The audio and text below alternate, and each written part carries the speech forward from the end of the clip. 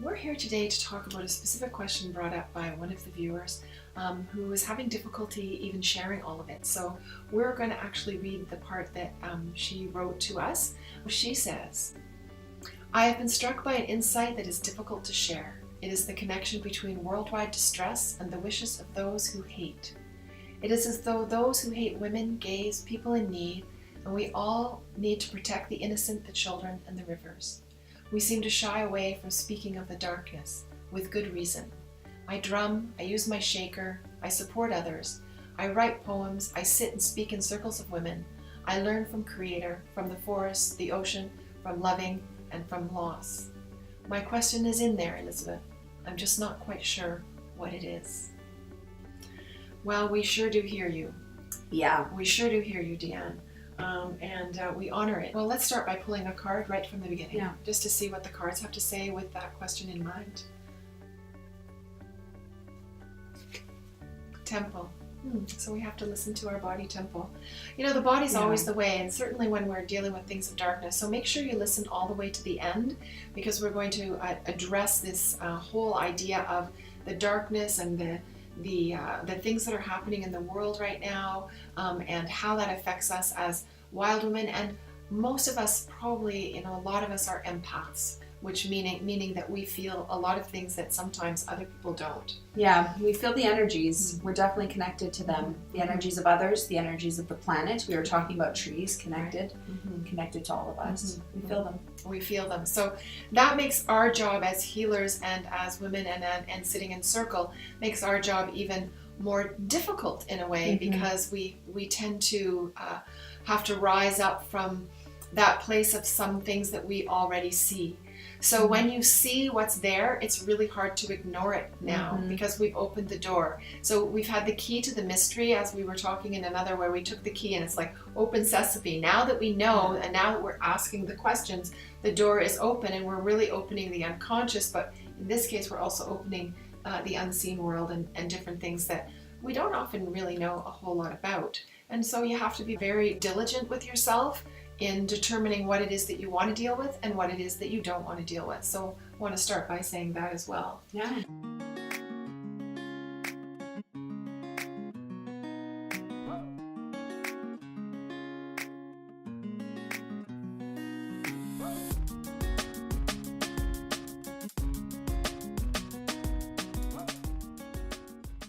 Hi Wild Woman, welcome to the Wild Woman Enchanted studio, here with Sarah and I'm Elizabeth McLeod, and I'm the founder of Wild Woman Enchanted, author and illustrator of the Wild Woman Mystery Cards, and teacher and student of all things magical. And I'm Sarah Sahota, and I'm a speaker and a life artist. Yes. In terms of the card, the Temple, in terms of, I'm just looking at my Wild Woman shift chart because it states the challenges of the Temple. So when we're dealing with these kinds of things, not able to put thoughts into action, unable to manifest what you want, not able to get things done, holding emotions in your body, unable to relax, weak life force, and in a lot of transition, which is what you're talking about, Deanne, in terms of like, she was saying that she was waking up at night and she couldn't, so she would journal about what was happening and the things that she was seeing. And so sometimes when we are really open to these places, we do get visions and we do see things that scare us because we don't know what they are. Yeah. Really, I think her way of dealing with that was beautiful, sitting down and writing. She sent us a poem. Speaking, sharing, asking. Yeah, and asking yourself too, and asking the universe. And some of the ways that you can deal with those challenges, and I'm looking again at the chart, just click the link below to get your chart, is you can check in with your body and see what you need. You can notice where your pain is in your body and do what you need to take care of that. So if the pain is in your heart, maybe it's, making sure that you take care of those places that are in your heart that you need to take care of. Ask what the learning is there. Do some body work and acupuncture. Do something that takes courage. It's often a really cool way. And if you haven't already seen it, you can go back and look at our The Courage to Be a Warrior. I'll post it up here for the link for you. That might help an awful lot. And then our Bitchdom one too. Yeah, absolutely. Yeah. In terms of being an empath, how hard it is to be an empath in this world. It really is. And to have all of these things happening. Somewhere along the lines I became a duck, where the water just rolls off my back. And people, will say all kinds of things. I mean, this puts me under fire for big, big things in the world because I don't take on the energetics of being an empath. So I feel them.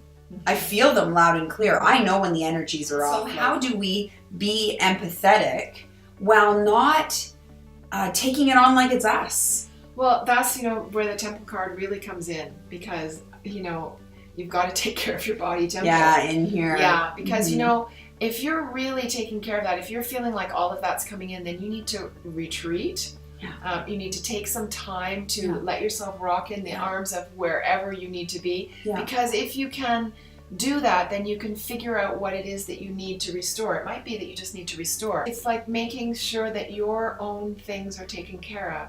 And the reason, and I'm not saying this in a way of that you're not doing that, because I'm sure you are. I'm saying that in a way of, when I'm walking through and if I start to get triggered by things or if something's really bothering me, I seek assistance. I'm a wise woman. I get a second opinion. Yeah. All wise women get a second opinion. Yeah, that's what you need to do. There's some really negative and scary things going on in the world right now.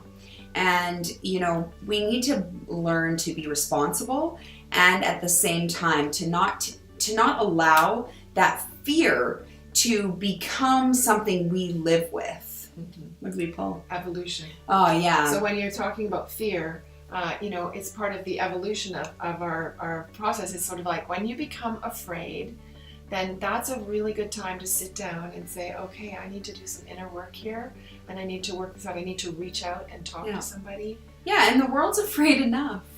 Everybody is out there afraid. And I think that being the light workers and the wild women that we are, that our space is to hold love. Not irresponsible love, not naive love, but love. And, some of the ways we can make a difference is to make a difference in our own worlds. If we want the world to be a better place, do we recycle? Do we go and volunteer? Do we be great with the children around our families and our neighborhoods? I mean, we're so worried about making a difference globally, and we don't choose to make that difference locally. And, that's true. Or if with we started, ourselves. oh, yeah. I think like if you're, and I really get it, like sometimes I see the pictures of children under rubble after an earthquake and I'm like, oh God, I'd like to help. Well, sometimes it's a prayer or it's actually crying. Mm-hmm. It's actually crying the tears for those other people that aren't crying, because when we heal ourselves, we heal the world. Yeah. Or I'll go and I'll learn what I need to know so that I'll take myself out of the fear, because sometimes the fear is about the unknown. Yeah. But as soon as you know where you stand and what you need to do. So for example, we are our own spiritual warriors, for example. We have authority over anything. Mm-hmm. We have spiritual authority. I can say to an energy that comes into a room, get out of my room, you're not welcome here. Yeah. Only that connected to source is allowed to be with me. Yeah. And free will, they have to go. Mm-hmm. So if you actually know that you have boundaries within your spiritual world just as much, it's just like being in our life, we feel like because it's on a spiritual realm and we can't see it, that we actually can't do anything about it, but we have boundaries and everything right there. Absolutely. You have to actually do your inner work when you're an empath. At least that was my route. To become a warrior. Yes, and to become very solid within yourself. That's right. And you have to do your work of boundaries and things. You have to get your stuff stable on this planet. Yeah. Before you start dealing with other things. Collect your bitchdom. This is what we're up to when we say we're bitches who are warriors. Because we're freaking really powerful empaths. We're very powerful empaths. And so by saying, no, I will not watch that, or no, I will not take that energy on. I do not watch the news, for example. This is where night consciousness is really helpful, right? I'll put the link for that up here for you, and a link down in the description for you. Night consciousness helps us to learn how to work with that energy as well. Mm-hmm. That's why it's really important to make it so that's something that you're really good at, because it is where your joy lives. Because all of these things don't need to take away your joy just because you can't help in the way you think you might be able to help. Yeah. You have to sort of open up your mind in different kinds of ways of how you can help. It's a big topic, and actually we're actually going to take some of this into the private Facebook group, because some of it is private and needs to be discussed in a very delicate kind of way. So we're going to talk about there. So you're really welcome to join us if you want to come in with that honoring. We welcome you there. The link will be below in the description. And we will have a couple of videos and different things about that. And we'll have a discussion going on about this in a more deep way. Because I think it really is, you know, what Sarah and I were saying, really is affecting us in the world. There's so much going on all at the same time.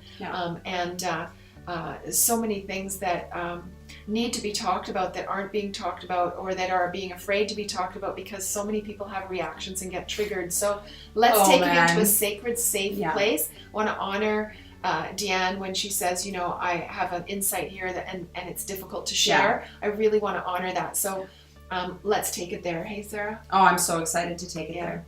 So in the meantime, make sure you subscribe below so you don't miss any of this stuff. We like to talk about stuff that doesn't like to be talked about. We do. And even then, we still play it safe a little bit. Yeah, well, we know where our boundaries are, right? We're modeling, Absolutely. you know, how do you deal with the energetic world? Well, here we're going to model that for you. We're going to take this into a place where is exactly it's safe. how. Yeah, Brene Brown says, you know, vulnerability is not trusting everyone. It's discovering those people who earn our trust, and by using those people to support us in life. That's right. So let's go over there. So Deanne, join us there if you're not already there. And and all of you who want to come on over. See you there. We'll have a conversation there. Thank you so much. Thank you, Deanne, for your question. Deeply appreciate it. And we'll catch you next time.